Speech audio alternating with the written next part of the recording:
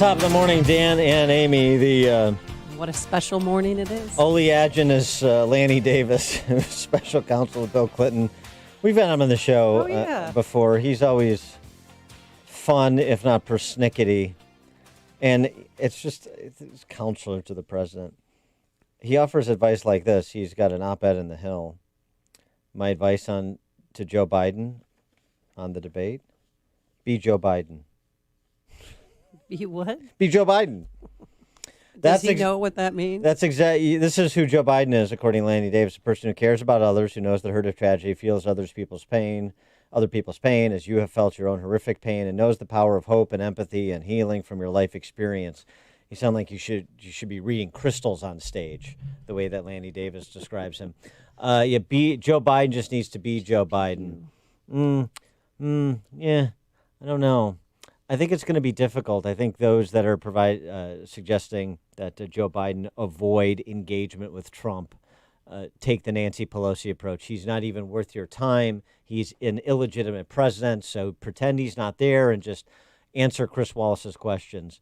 I don't think Joe Biden will be able to exercise that discipline. I certainly don't think that Trump will let him get away with that for 90 minutes.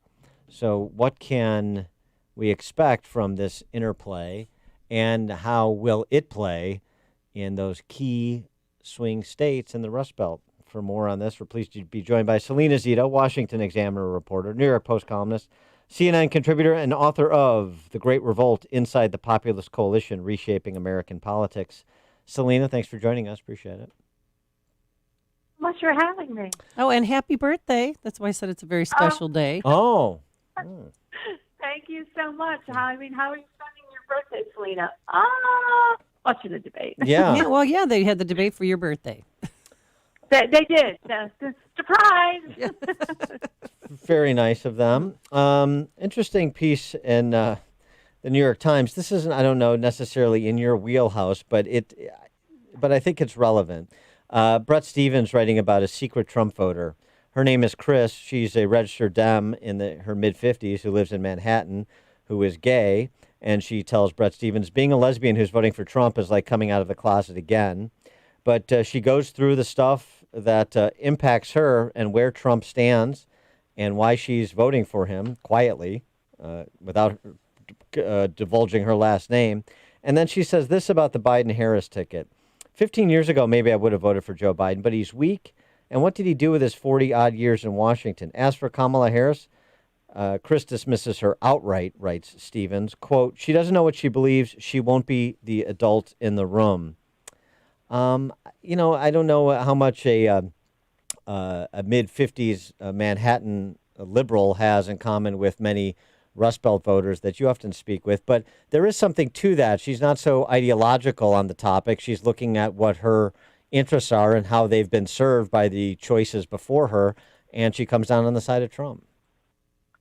Well, so here's the thing that people don't understand, in particular in my profession. They believe that people's votes are about just them, just the person that's making the vote. But most of the time, a vote isn't just about your personal finances. It's also about your community, and it's about your family, and it's about where you're rooted to.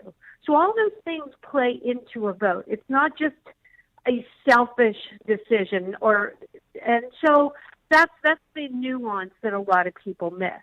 The other thing is Chris has a lot of things in common with Rust Belt voters, not because she is not voting on her sexual preference.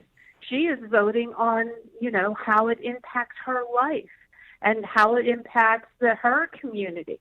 And she believes that a vote for Trump is more positive to those aspects of her life. I meet, we call them shy Trump voters, whatever you want, whatever label you want to put on them. This is a common occurrence for me every day. And no, they do not want to give their name for a variety of reasons. Mm-hmm. First of all, peer pressure. Second of all, social acceptance. You're not going to be invited to the cocktail party or the barbecue if you have Trump sign in your yard. And so shy Trump voters are actually a thing. If people read the book, The Great Revolt, the one I wrote with Brad Todd, there's a poll in the back of it. And we asked self-identified Trump voters if they told a family member, friend, or a pollster they were going to vote for him. 34% said they would not. And that was 2016. And 2016 seems like a Disney movie compared to what we're experiencing right now, in particular with the cancel culture. Yeah. So when ABC came out with their poll over the weekend showing Joe Biden up in the swing states by 10%, over. There's no way. Yeah. I mean, that's why I don't think that those are real numbers. I mean, look at Wisconsin. Trump won by 23,000 votes in the first Republican to go that way in that state since 1984. What do you think the real numbers are in the swing states such as Wisconsin, Pennsylvania, even Michigan? So that's where I spend most of my time, on the road talking to voters in Wisconsin, in Pennsylvania, where I live, in Ohio, and in Michigan. And so I think it's not that, I don't want to disparage pollsters, because it's not that pollsters are getting it wrong. It's just that voters aren't often being that honest with them, and also they don't understand what the turnout model is. So pollsters, when they question someone, they will say, they're looking for the likely voter. That's the goal, right? And how do they determine someone is a likely voter? They ask them, have you voted in the last 2 election cycles? A lot of people haven't. They don't consistently vote. So traditionally, what a pollster will do is drop them from the survey. They will say, thank you for your time, and then they go on to the next person. They're looking for that likely voter. 6% of Trump voters, we call them Peronistas in the Great Revolt. We call them that because they were like Perot voters. So like Haley's Comet. They only come out every, 100 years. But these voters, this 6% of Trump voters, hadn't consistently voted in 20 years. So they were largely missed by pollsters, but made up the ability for him to win in Wisconsin and Michigan and Pennsylvania, Ohio, and Iowa. When you talk to voters in those swing Midwestern states, do you get the sense that the worm is starting to turn on lockdown policies? Because obviously you've got a wide variety of governors and political cultures in those states. You've got Dems in Minnesota and Michigan and Wisconsin, Illinois, Republicans in Missouri and Iowa and Indiana, Ohio. And I just get the sense, particularly when it comes to K through 12 education, that those areas where they're continuing to slow walk a return to in-class learning, that there's starting to be a revolt. There's enough evidence coming in from enough states, and it's starting to circulate that people are finally starting to question, even if they still have some trepidation, finally starting to question some of the decisions local school officials, mayors, as well as governors are some of the decisions they're making if they're continuing with sort of this lockdown whack-a-mole policy.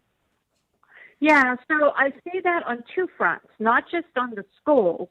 You see a lot of signs in people's yards that says, they won't have a political sign in their yard, but they will have a sign that says, open our schools. Now that's telling you something. Culture always gives us sort of evidence that that something is happening, but we often don't pick up on that evidence. That to me is someone that either is going to vote for Donald Trump or is just not going to vote at all because they don't care for him, but they're fed up with the Democrats. And I think so we have that cultural shift away from the Democrat mayors and governors who have put these strident rules down that are all over the place in terms of making sense as to how it protects people. We also have another thing going on that is impacting Democrat governors and mayors, and that is the constant protests and at times riots. They've become out of control in a lot of our cities, and maybe not all of them become to the level of a riot, but they are disrupting daily downtown living, downtown shopping, downtown eating and dining, and people are fed up with the lax rules pertaining to those people that are constantly part of a protest or jump into a riot. And they think, they look at it and say to a mayor or, a county commissioner or whatever, or the governor, whatever it is, I'm playing by the rules. I'm following all the rules that you tell me. The people that are participating in these are not, and yet I'm being punished because I'm unable to enjoy a dinner in downtown or be able to go out downtown because roads are blocked because there's always protesters. And so there is a growing frustration with these sort of two sets of roles. And it will be interesting. I mean, I know Cleveland, you have businesses boarding up tonight there in preparation for unrest. Boy, if there is unrest attendant to a presidential debate with as many eyeballs that are going to be on this debate, I don't think that's going to be received well. It's going to be a reminder that this is not going away. What you've seen in Kenosha and Lancaster, in addition to big cities, is not going away. Right, and I think that to me, as an observer and a reporter, once these protests hit places like Kenosha is like the everyman of American cities, right? It looks like no matter where you live, it looks like the suburbs of where you're from.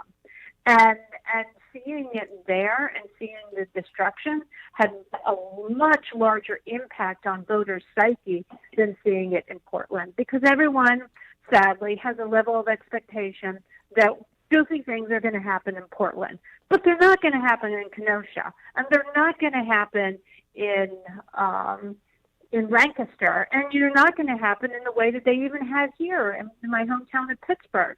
When the McDonald's was torn apart, and diners in the city were harassed essentially for being white. I wanted to ask you a journalistic ethics question. I don't know that anybody's. Well, actually, that's not true. So actually, somebody at NPR went there, to their credit.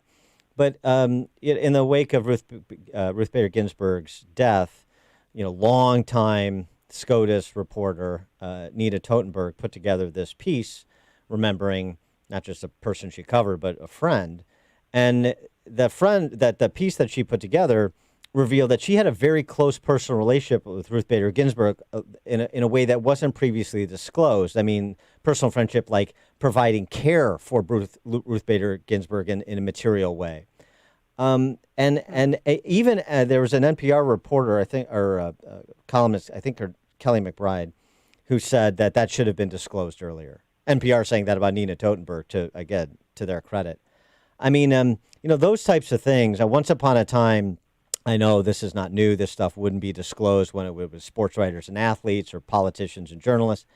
But, that really is a failure of journalistic ethics, isn't it? I mean, shouldn't people know if you are essentially in the tank for a particular person or a particular institution because of obviously financial arrangements, we say for sure. Well, personal relationships can be even stronger motivation than financial. Yeah, absolutely. So if there was if I engaged in a personal relationship with someone I was covering, I would have to tell my editor. These are my own rules. I would have to tell my editor, as a reporter, I would have to tell my editor, disclose that, and ask to be taken off of that beat and or covering that race, because there's a personal relationship. I take it even further, and this is just my brain, but I don't vote in presidential elections I cover because I traditionally, at least for the past 30 years, have interviewed everyone on both sides, and always felt as though it's a conflict of interest to go into one of those interviews and say, with the idea that I know that I'm going to vote for the other person. So I take myself out of that equation and don't vote in presidential elections. Now, this year, I have not been, first time ever in my career, I am not interviewing the Democratic nominee or the vice presidential nominee. So I guess in theory, I don't have to worry about it this year. No basement pass this year? Yeah. Yeah, that's It's really it's very weird for me. Yeah, and Selena, I loyal fan to the show, just texted in, wants to know how your grandkids are doing and what the school situation is like where you're living. Well, it's hit or miss here. Each school, in Allegheny County where I live, I believe there's like 100 and so school districts. Each one is different. Private schools are different. People are all over the place. There's some hybrids. Private schools tend to have in-class situations. Thanks for asking about my grandchildren. They are 4, 2, and 1 month old. Oh, So none of them are lucky. in schools yet. Well, the 4-year-old is in I don't know, like nursery preschool, school. yeah. Right, but it's a Catholic school, so the Catholic schools are open. She is Salena Zito, Washington Examiner reporter, New York Post columnist, CNN contributor. The book, The Great Revolt Inside the Populist Coalition, Reshaping American Politics. Salena, thanks as always for being with us. Appreciate it. Thanks so much for having me. Thanks, and happy birthday. And she joined us on our turnkey.pro answer line. It's like a hot, steaming cup of information to start your